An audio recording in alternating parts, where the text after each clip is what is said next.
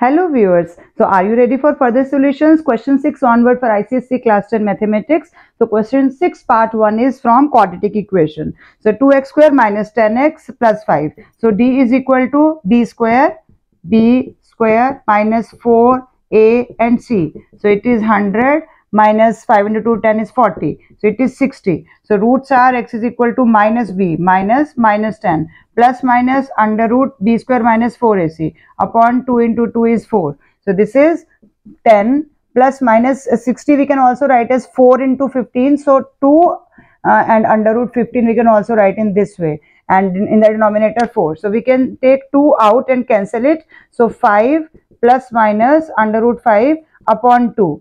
So in this way 5 plus the value of under root 15 value is 3.873 and divided by 2, and second is 5 minus 3.873 divided by 2. So your first root will be 5 plus 3, it means 8.873 and divided by 2, and if we subtract 5 minus this thing, you will get 1.127 and divided by 2.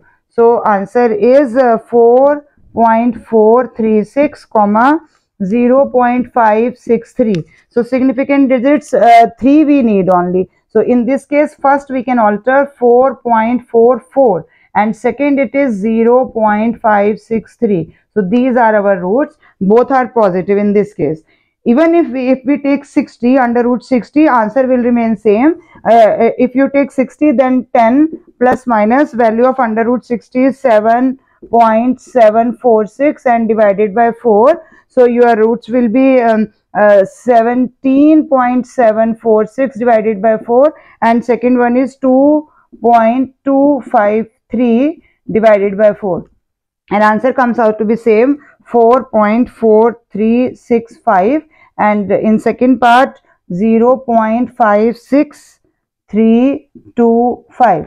तो आपको इसको 3 significant figures में लाना है, तो again आपके पास answer क्या आ जाएगा 4.44.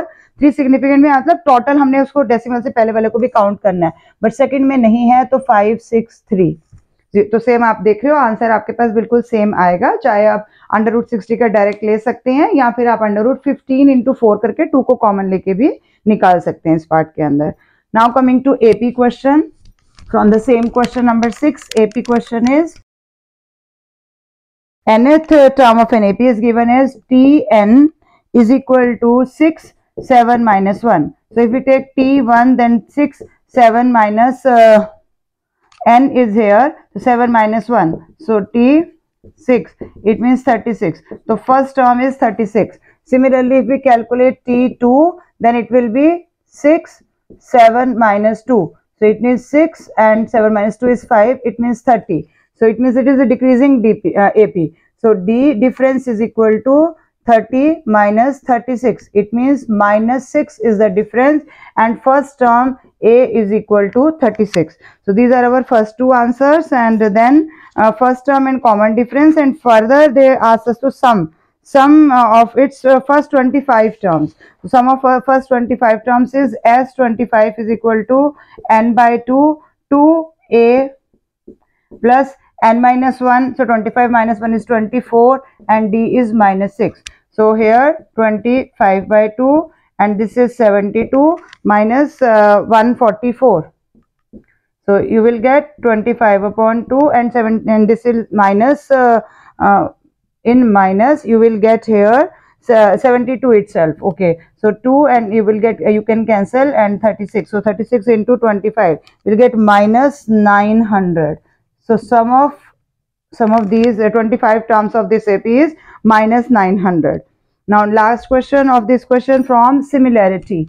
So similarity में आपको triangles को easily recognize करना है. What is given, what we need to calculate, and then only then you will able to do this question rightly. So in this part the diagram is something like this. So here 90-degree angles have given specifically. So D, C, A, this meeting point is P, and then B. We have given the values of dimensions AB as 10 centimeter, here it is 6 centimeter AD and BC is given as 2.4 centimeter. Even BD is also given 4.5 centimeter. Now prove that triangle APD. So first of all we need to take triangle APD and triangle BPC. APD means this, APD means आपके पास एक 90 degree का angle आ रहा है and BPC again आपके पास 90 degree का angle आ रहा है. कौन कौन से एंगल 90 के आ रहे हैं? Angle D and angle C equal to 90 degree. They are given in the question. Now these are vertically opposite angle. So we can write angle APD is equal to angle BPC because they are vertically opposite angles. So therefore by AA axiom these two triangles are similar. Now coming to second part of this question, means B part. So B part, this is A part. B is find the length of BD and BP. तो आपको length निकालनी है. अब length निकालने के लिए आप क्या कर सकते हैं? BD मीन्स ये पूरी और इसके अलावा BP. तो पहले हमें BD निकालनी पड़ेगी. तो BD के लिए आपके पास यहाँ पर कुछ और चीज मुझे समझ में नहीं आ रही, but I can do is taking right angle triangle and applying Pythagoras theorem here. तो पाइथागोरस थ्योरम के लिए आप इस पूरी BD का स्क्वायर और इसका ले सकते हैं. तो BD square plus AD square is equal to AD square. So BD square अभी मैंने माइनस नहीं किया, हम बाद में माइनस भी कर लेंगे. What is the value of AD? It is given in the question as 6 and value of AB is 10. So BD square is equal to 100 minus 36, it means 64. So value of BD is equal to 8. So 8 centimeter is the value of BD. This complete is BD. Now what is the value of BP, or you can say PB? It is 8 minus 4.5. It means 3.5 centimeter is the value of PB. In this part you need to calculate these two कि BP की कितनी है और PD की कितनी value आई है. इसके अलावा आपने और क्या करना है इस क्वेश्चन में? Hence find the length of PA. अब आपने PA की लेंथ लेनी है. तो पहले देखते हैं PA हमारे पास कहाँ यहाँ आ रहा है. यहाँ इस साइड में PA है हमारे पास. तो इसके लिए हम ट्रायंगल से ऑलरेडी प्रूव कर चुके हैं सिमिलर. तो साइड्स आर इन प्रोपोर्शन. कौन सी साइड लेंगे जो हमें कैलकुलेट करनी है? जैसे हमें AP करनी है या PA एक ही बात है. तो AP अगर मैं इसकी AP साइड ले रही हूँ then here I can take BP. और कौन सी गिवन है इन दोनों में से? जो गिवन है आप उसको ले सकते हैं. लाइक AD आपको गिवन है तो AD और AD के साथ प्रोपोर्शन किसका आ जाएगा? BC. तो इट मींस AP की वैल्यू कितनी हो जाएगी? AD value is 6, BC value is 2.4 and multiply BP अभी हमने रिसेंटली कैलकुलेट किया है, दिस इज 3.5. सो आपका वैल्यू कितना आ जाएगा AP का? यहाँ से अगर आप कैलकुलेट करेंगे 8.75 centimetre is the value of AP. Now coming to D part, this was C part. Now D is find the area of these two triangles. So area of triangle APD and ratio we need to find. So and another is BPC. So we can take any two sides because we have recently proved them similar. तो हम कोई भी दो sides ले सकते हैं और उनका स्क्वायर हमें करना है. जो sides आपको सिंपल लगती हैं वो आप ले सकते हैं. लाइक आप लेने को AP स्क्वायर और BP स्क्वायर भी ले सकते हैं. उस केस में आपके पास बड़ा आंसर आ जाएगा क्योंकि AP की वैल्यू आपने अभी देखा. AP की वैल्यू कितनी है? वैल्यू ऑफ AP हमने अभी कैलकुलेट किया 8.75. तो अगर मैं इसको ले रही हूँ 8.75, इसका स्क्वायर करेंगे तो नीचे BP आएगा और BP की वैल्यू आपके अभी कैलकुलेट किया था 3.5 का square. So our answer will B same. Answer दोनों केसेस में सेम आएगा. Like I am showing you this is 6.25 और हम इसको फ्रैक्शन में भी छोड़ सकते हैं. फ्रैक्शन में छोड़ना ज्यादा बेटर रहता है. आप फ्रैक्शन में छोड़ोगे तो इसका आंसर बन रहा है 25/4. आप कैंसिल करोगे तो 25/4 क्योंकि इसमें हमारे को सिर्फ एरिया का कंपैरिजन दे दो. 25:4 हमारे पास आंसर आ जाएगा. सिमिलरली अगर मैं AP या BP नहीं ले रही हूँ, किसी स्टूडेंट ने दूसरा भी लिया है यानी कि AD का स्क्वायर या फिर BC का स्क्वायर, तो यहाँ ज्यादा सिंप्लीफाइड हो गया होगा क्योंकि AC square mean 6 square mean 6 × 6 और BC स्क्वायर मीन 2.4. तो 2.4 × 2.4 इसमें भी डायरेक्टली आपके पास सेम आंसर आएगा 25/4. तो यही रेशियो आ रहा है आपके पास 25:4. तो हमने ट्रायंगल APD का और BPC के साथ हमने इसका रेशियो निकाला है. 25/4 का आंसर आ रहा है. In this question, I have verified this area part with two sides, as you can see in this question. But if I calculate AP with Pythagoras theorem, like I am taking this triangle APD, your ADP, and applying Pythagoras theorem here, then AD square plus PD square is equal to AP square. तो इस answer से भी same आना चाहिए ना, AD is 6, तो 6 square plus PD is given as 4.5 square, and answer हमारा AP square का यहाँ से आएगा।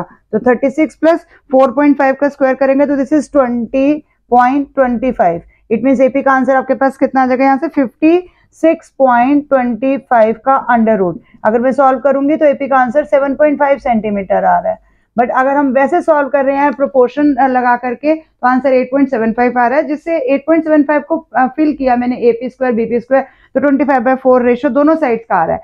अगर हम 7.5 का रेशियो लेकर हम इसको सॉल्व करने की कोशिश करेंगे तो वो 225/49 आ रहा है, जो कि दूसरे वाले के साथ मैच ही नहीं करेगा। तो आई don't know why answer is not same in both the cases if I am taking Pythagoras theorem और प्रोपोर्शन का हम यहाँ पर लगा रहे हैं, क्योंकि हमने सिमिलर तो प्रूव कर दिया, तो साइड शुड बी प्रोपोर्शन, तो we can take this method और that method, but the AP value is different in both of them. I don't know the reason behind this. Now coming to question number 7। So in question number 7 again a question from circle chapter.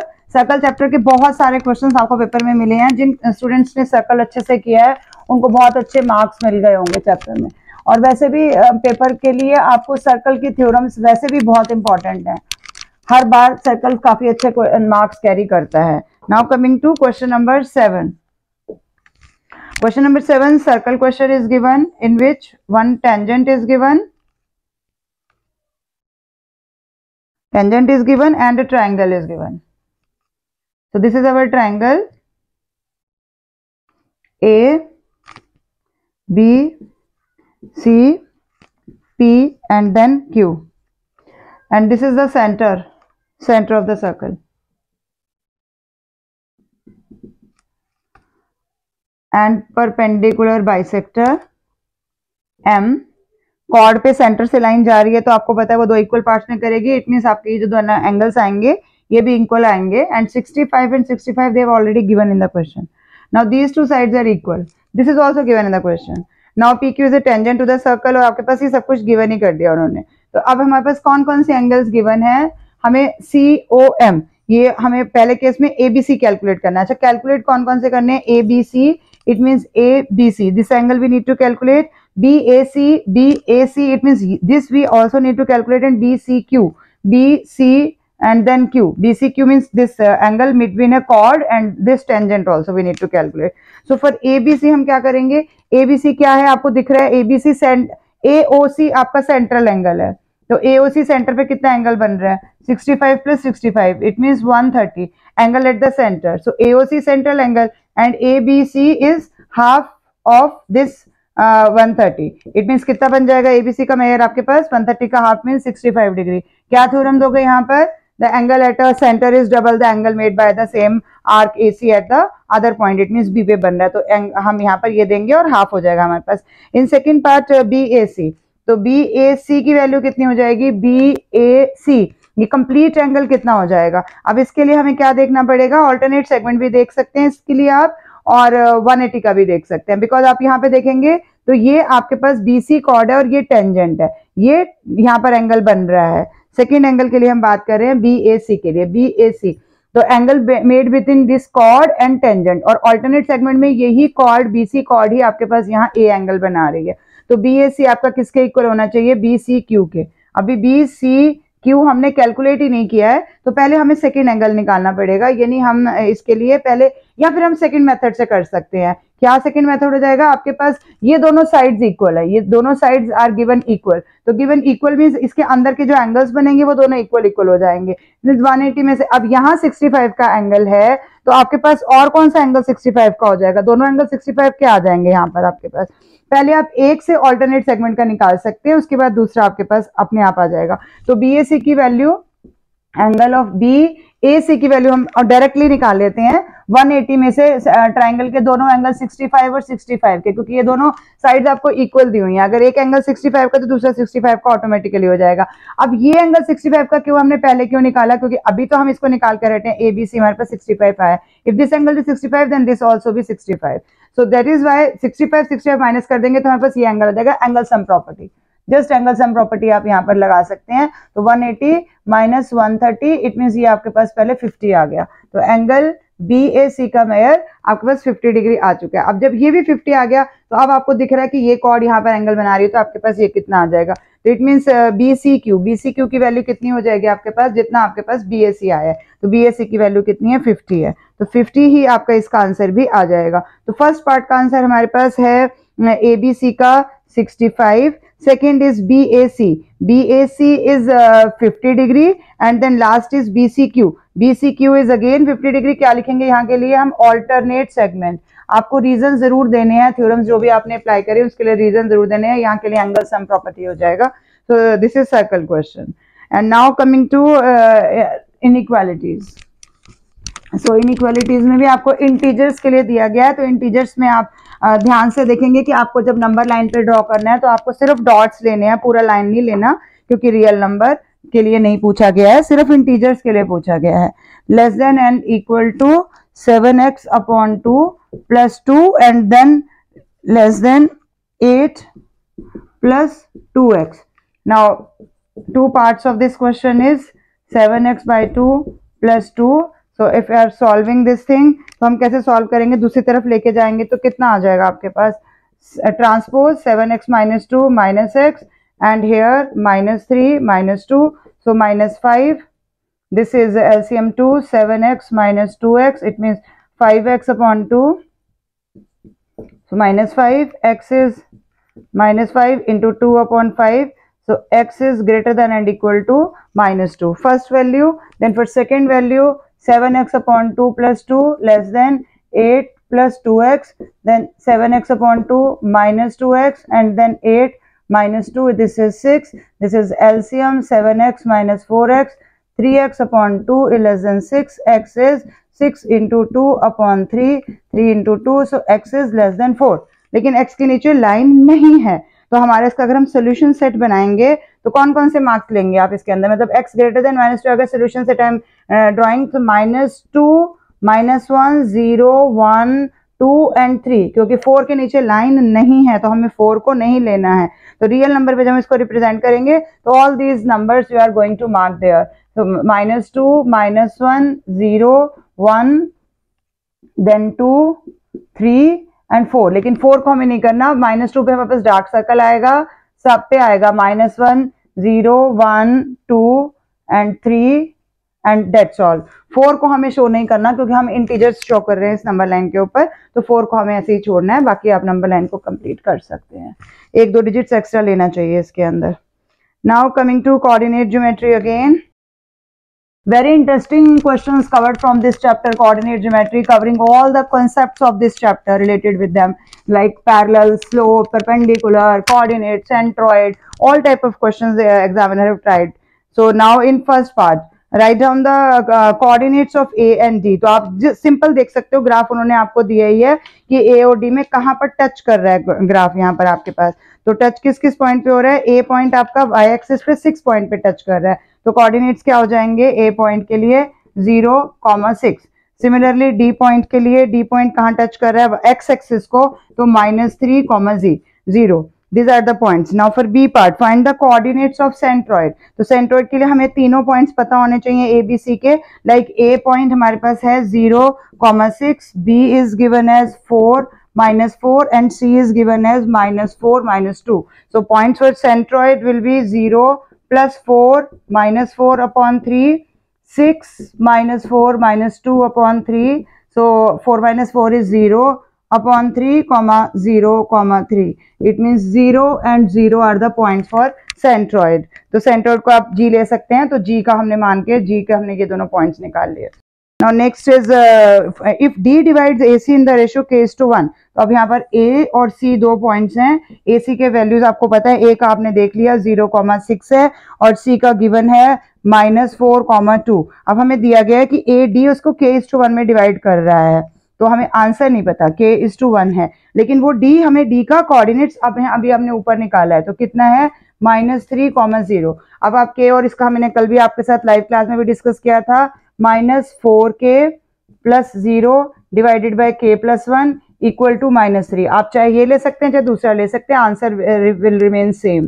तो is equal to -3k and -3 So minus k minus 3, it means k is equal to 3. So your answer for k in this part is 3. Now coming to last part, find the equation of the line BD. तो BD की equation line बनाने के लिए आपको BD के लिए आपको B और D दोनों पॉइंट्स लिखने हैं. तो B का वैल्यू आपके पास है 4, -4 एंड D इज -3, 0. तो BD का इक्वेशन निकालना है. Find the equation of line BD. तो पहले हमें स्लोप निकालनी है. तो 2 पॉइंट्स हैं, तो स्लोप हम कैसे निकाल सकते हैं? Slope is equal to y2 minus y1. तो y2 आप किसी को भी कंसिडर कर सकते हो, आंसर आपका सेम आएगा. Like I am considering this, so -4 -0 and then -3 -4. तो दिस इज -4 अपॉन, अगर मैंने यहाँ का -4 लिया तो मुझे नीचे का भी यही पॉइंट लेना है. तो -4, 0 और नीचे कितना आ जाएगा? x2. तो अगर मैंने y2 माइनस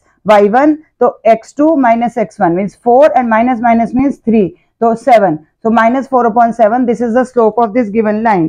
Now points. तो points भी हम किसी को भी consider कर सकते हैं. Like हम 4 -4 को ही कर लेते हैं, B वाले को. तो y minus y1. So y1 is this. Y minus y1 is equal to m x minus x1. So 7 will come to this side. 7y and plus 7 4 is 28, and then here minus 4x and plus 4 4 16. So 7y plus 4x is equal to, this will transport there, and minus 12. So 7y plus 4x is equal to minus 12. This is the equation of the required line BD. Now with this question 7 is also over. Question 7 में हमने circle chapter के questions देखे हैं और coordinate geometry का भी आपके पास बहुत अच्छा पेयरिंग बना के दिया है पेपर में, ताकि आप इजीली सॉल्व कर पाएं जो टॉपिक्स आपको आते हैं. हालांकि हमारे लिए काम बढ़ जाता है क्योंकि हमें सारे क्वेश्चन सॉल्व करने रहते हैं. You have to just solve only 4 and I have to solve plus 3. So now coming to question number 8, the polynomial, this is a factor. So okay, it is given that it is a factor. Fx is equal to 3x cube plus 8x square minus 15x plus k.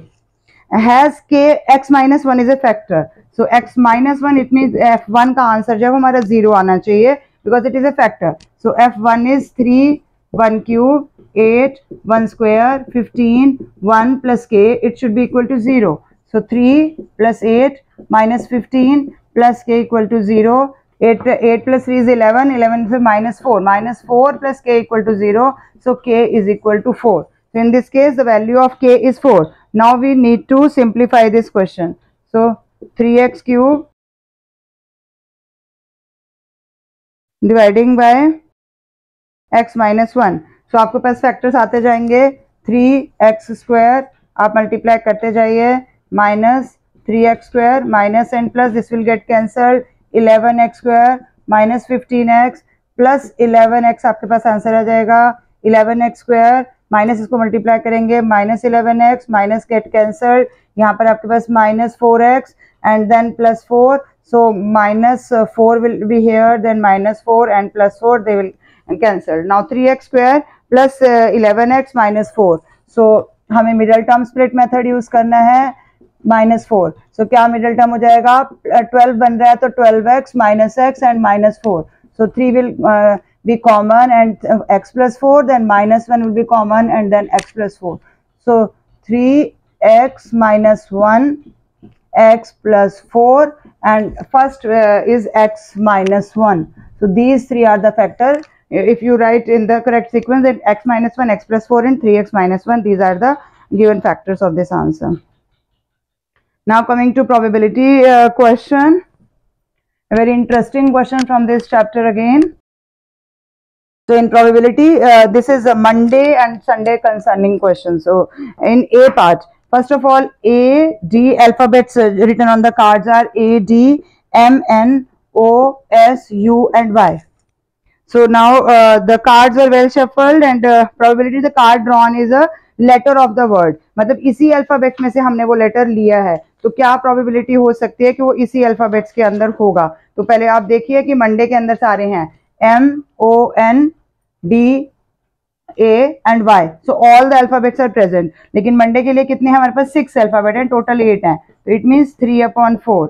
In second case which does not appear in Monday, तो कौन से नहीं आया, सिर्फ S और U नहीं आया, it means 2/8, it means answer is 1/4.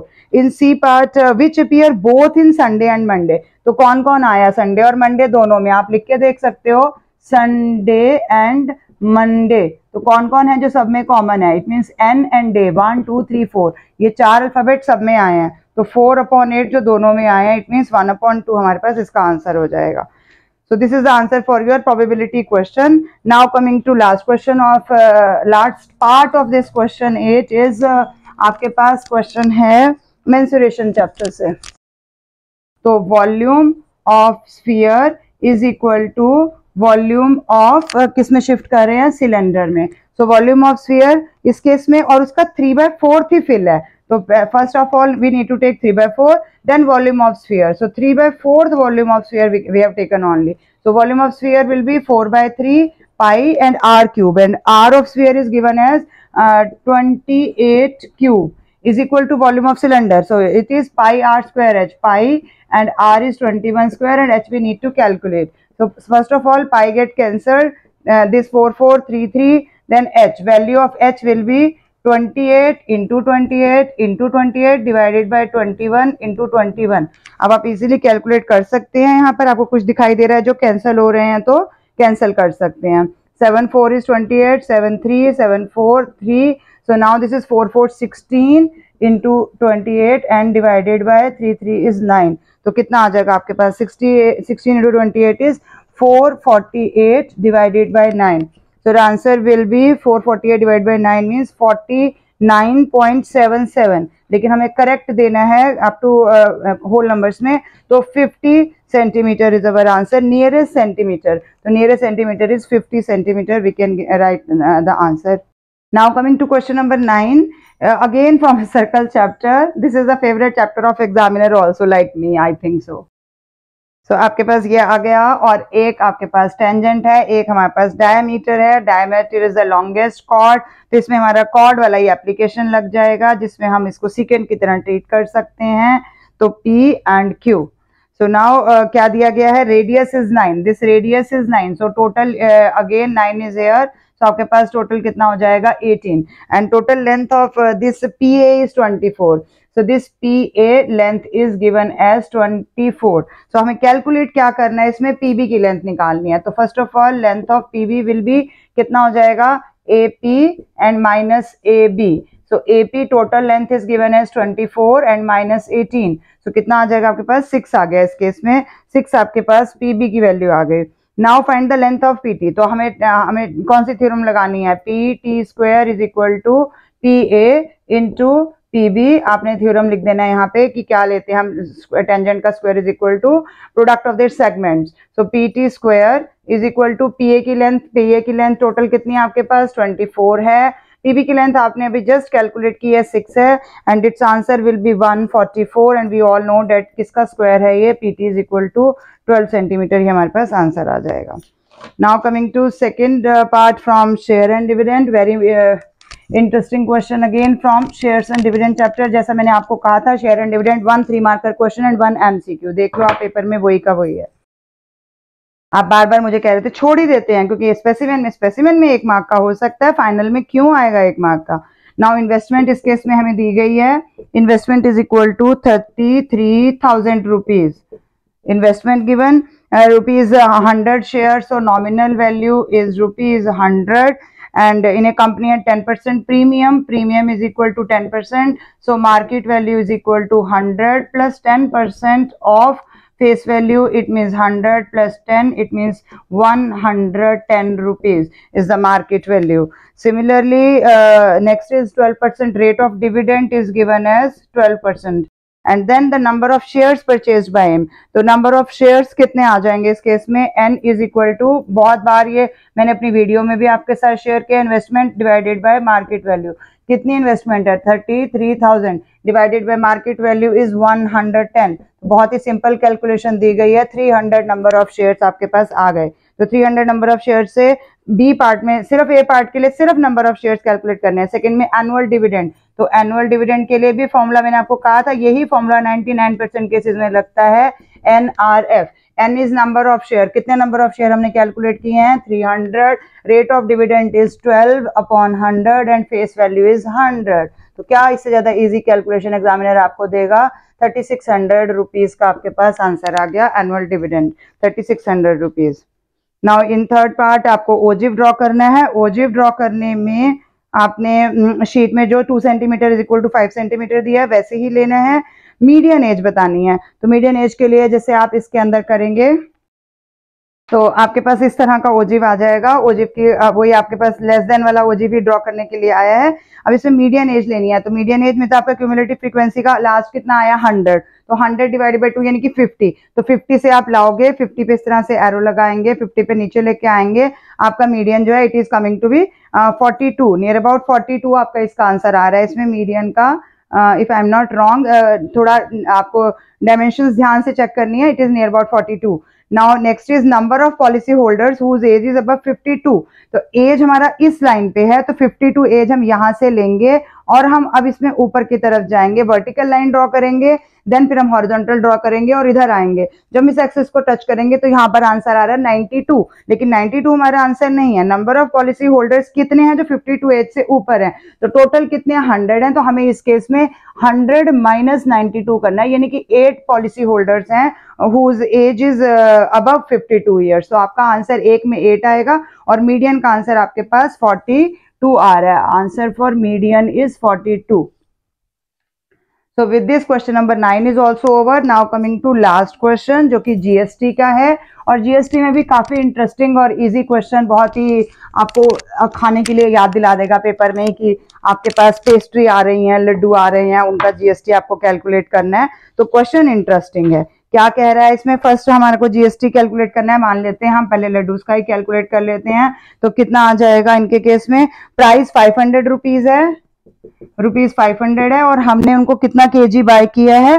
2 kg। So it means 1000 rupees हमने इसके अंदर लगाए हैं लड्डूज में। नाउ इसका GST कितना हो जाएगा? रेट 5% गिवन है, तो GST इस पे कितना हो गया? 5% ऑफ 1000, तो कितना आ जाएगा? ₹50 आ जाएगा।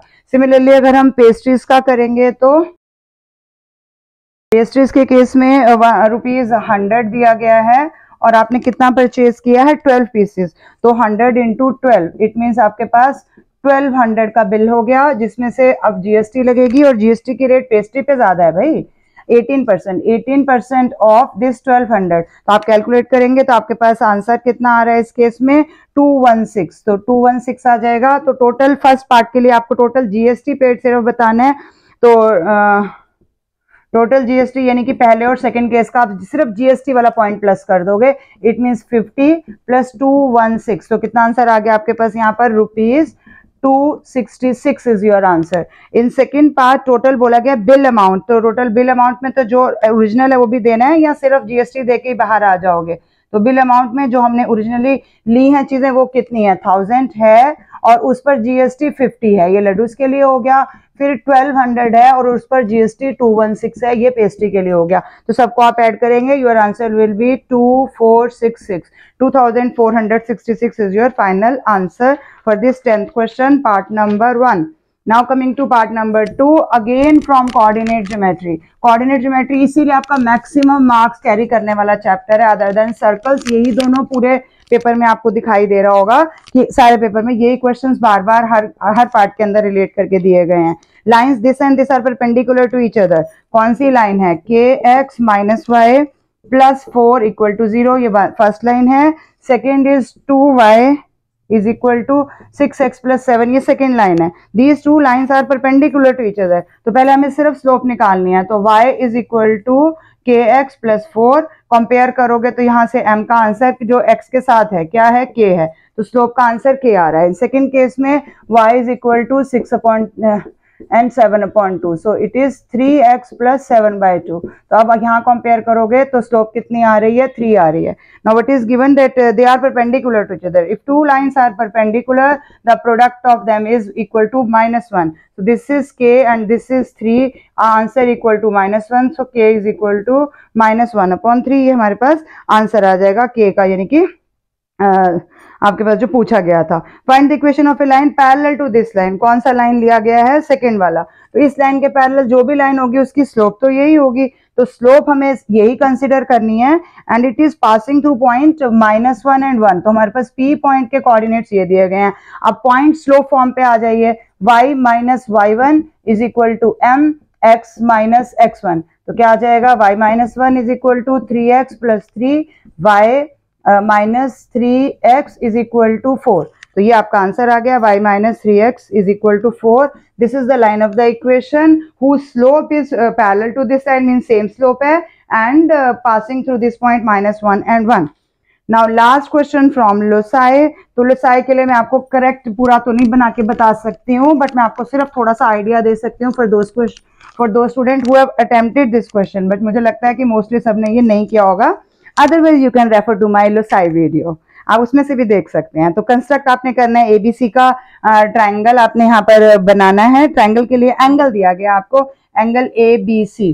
तो एंगल एबीसी मतलब बी पर आपको 90 डिग्री एंगल मार्क करना है। 90 डिग्री एंगल आप सबको बनाना आता है, आप आर्क लगाएंगे, फिर 60-60 लेके यहाँ पर आपका 90 का एंगल आ जाएगा।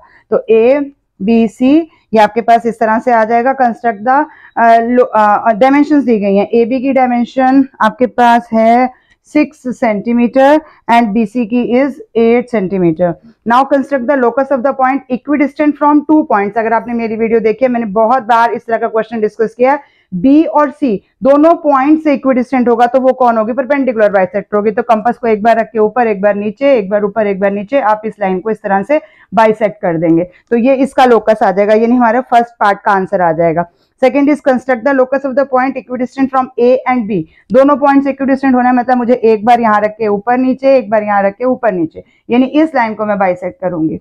तो आपका 6 दिया है तो ये नियर अबाउट 3 आएगा, यहाँ 8 दिया तो ये नियर अबाउट 4 आएगी। इसकी अगर आप लेंथ भी कैलकुलेट करना चाहते हो तो ये आ जाएगा। Next is mark the point which satisfied both the conditions A and B, यानी कि दोनों से इक्विडिस्टेंट होगा। तो वो पॉइंट कौन दिखाई दे रहा है, जहां ये दोनों मीट कर रहे हैं, इट मींस आपका ये O पॉइंट आ जाएगा। Construct the locus of points keeping a fix distance OA from the fix point O। अब ये मैं नहीं बना सकती हूँ O और A, तो O और A पॉइंट को आप रेडियस लेकर यहाँ पर सर्कल बनाएंगे, तो यहाँ पर ये सर्कल आपका पूरा जाएगा। अब मेरा तो पूरा सर्कल यहाँ नहीं आने वाला, लेकिन आप देख सकते हो कि इस तरह का कुछ सर्कल आपके पास आ जाएगा, क्योंकि इक्विडिस्टेंट है, यानी कि वो रेडियस हम पूरा ये इस OA को रेडियस लेकर इस सर्कल को कंप्लीट कर देंगे। Now construct the locus of the points which are equidistant from BA and BC। जब दो लाइंस दी होंगी तो उनका लोकस कहां पर जाएगा, जो इक्विडिस्टेंट होगा BA और BC दोनों से, तो यानी कि वो एंगल B होगा। तो हम एंगल B को बाइसेक्ट कर देंगे। एंगल B को बाइसेक्ट करने के लिए कंपास को यहाँ और यहाँ रखेंगे और एंगल B ऐसे बाइसेक्ट हो जाएगा और वो भी P पॉइंट से जाएगा, तो वो इस लाइन पे लाई करेगा। आपका ये लास्ट पार्ट D का आंसर हो जाएगा। फॉर फर्स्ट पार्ट आपने BC का परपेंडिकुलर बाइसेक्टर बनाना है, फॉर सेकंड पार्ट आपने AB का परपेंडिकुलर बाइसेक्टर बनाना है। C पार्ट के लिए जहां ये दोनों मीट कर रहे हैं वहां आपने सेंटर लेना है और OA को रेडियस लेकर आप एक सर्कल ड्रॉ कर सकते हैं।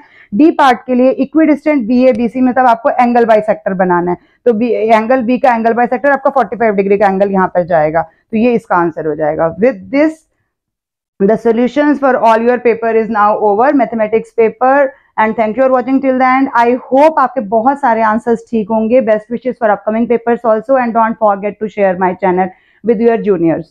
Thank you for watching till the end. Best of luck.